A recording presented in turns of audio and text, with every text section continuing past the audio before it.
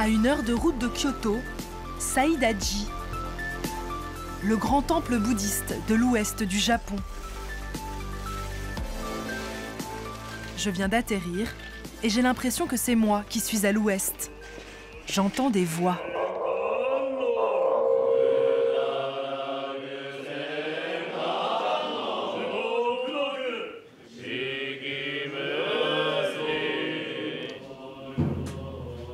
Là, on arrive en plein milieu d'une cérémonie bouddhiste qui marque le début du festival de Hadaka Matsuri. En gros, ça veut dire le festival des gens tout nus. Des moines qui prient pour un festival à poil, une fête religieuse très sérieuse, célébrée depuis plus de 500 ans au Japon. Le principe, enfiler un slip façon sumo et se battre pour attraper une amulette porte-bonheur. Chaque année, 10 000 hommes se risquent à y participer. Il y a toujours des blessés et parfois même des morts. À la veille de la cérémonie, on a rendez-vous pour le petit déjeuner chez Monsieur Nishigami. Bonjour. Bonjour. Bonjour, tenez, voici des pantoufles. Ce garagiste participe au festival depuis 25 ans, mais n'a jamais réussi à attraper la fameuse amulette. Comme l'amulette porte bonheur, celui qui l'obtient va être heureux pendant 1 an. Beaucoup de gens vont prendre soin de lui. Sa vie sera totalement différente. Tout le monde veut l'attraper. On se prépare pour ce jour-là toute l'année. Comment vous vous sentez quand votre mari se jette dans la foule pour attraper l'amulette? Êtes-vous inquiète? Je m'inquiète pour lui, bien sûr. Mais comme il est grand et costaud, je me dis que ça va bien se passer. Vous êtes fort. Je suis timide.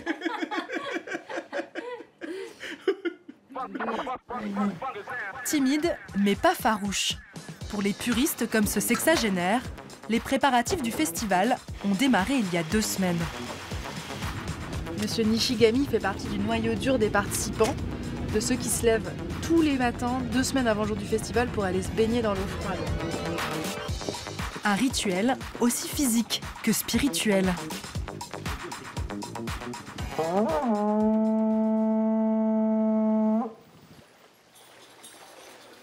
Pour se purifier avant la grande cérémonie, les croyants font leur prière dans l'eau glacée. « 10 degrés.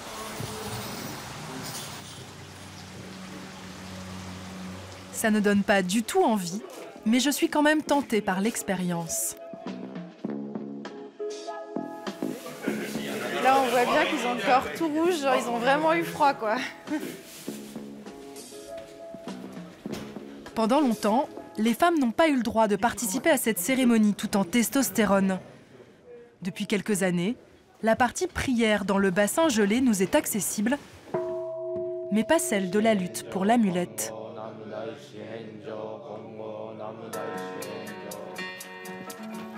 J'ai trouvé quelqu'un pour me servir de guide.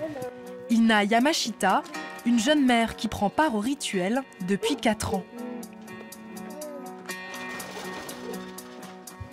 Ina s'occupe seule de sa fille qu'elle a eue à 17 ans. Elle a arrêté ses études et vit de petits boulots. Ça, c'est quand on fait la prière. À l'origine, c'est une fête réservée aux hommes. Pourquoi y participez-vous? Je pense que les prières, les croyances n'ont pas de sexe. Cette cérémonie me rend plus forte, elle m'endurcit. Elle me donne du courage pour affronter la nouvelle année. Vous avez l'air frigorifié sur cette photo. Oui, il fait extrêmement froid lors de la cérémonie. Ça fait un peu peur. Ne vous inquiétez pas, personne n'en meurt. Ok, ça me rassure.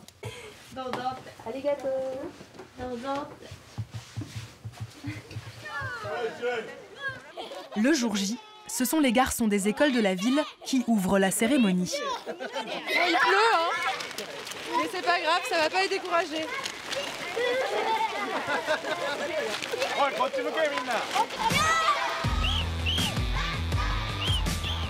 Ils ont entre 6 et 12 ans et cette fête est pour eux un rituel initiatique où ils font tout comme leur papa.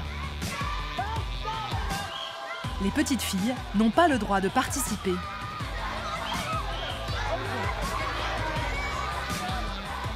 Les enfants, trempés, se battent à main nue pour attraper des répliques d'amulettes.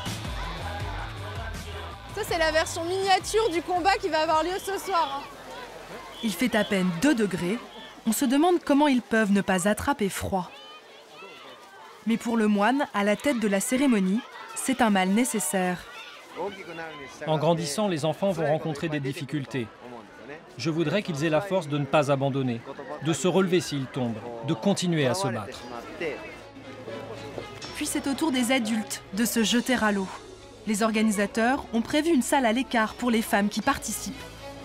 Nous sommes une trentaine à enfiler la tenue traditionnelle du festival. Il fait hyper froid. Un poil plus habillé que celle de ces messieurs.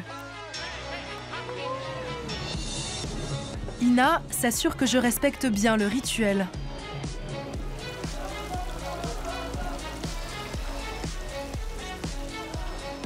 Trois passages dans le bassin glacé, entrecoupés d'un circuit dans le temple, où l'on prie en sanskrit, l'une des plus anciennes langues du monde, la langue des textes religieux bouddhistes.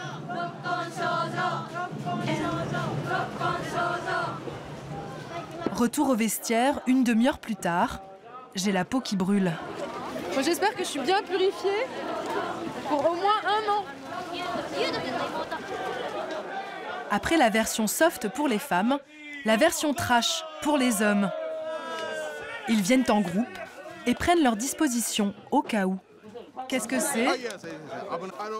S'il se passe quelque chose de grave, si on perd connaissance ou qu'on se blesse, on inscrit notre groupe sanguin et le contact d'un proche sur ce papier. Et on le garde contre nous, bien au sec. Vous pouvez vous casser les côtes, donc ne vous approchez pas trop des parois. Essayez de ne pas tomber et accrochez-vous bien. Bonne chance.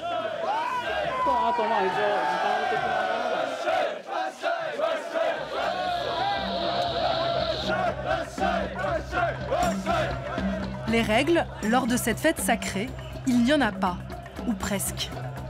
L'alcool est interdit, les tatouages aussi. Une façon de chasser les yakuza du festival.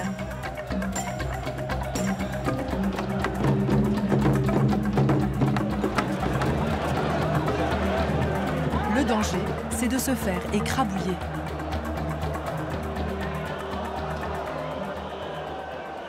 Dans 5 minutes, il va falloir qu'on évacue la zone. Ça va devenir trop dangereux pour nous de rester là.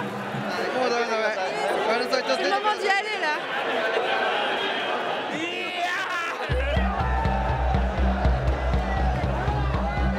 Les 10 000 participants se déchaînent pour pénétrer à l'intérieur de la foule, compacte. Agoraphobes, s'abstenir. Les amulettes sont lancées dans le noir. Des dizaines de fausses comme celle-ci.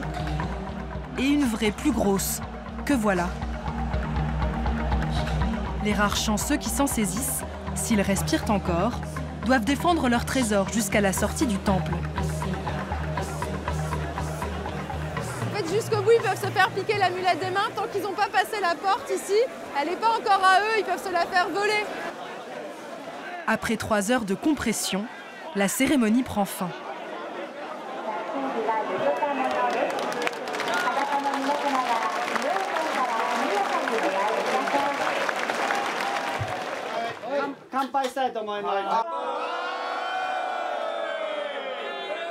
L'équipe de Monsieur Nishigami est rentrée bredouille. Ça va? Oui, ça va. Je suis revenu sain et sauf. Je suis soulagé. Je réessayerai l'année prochaine.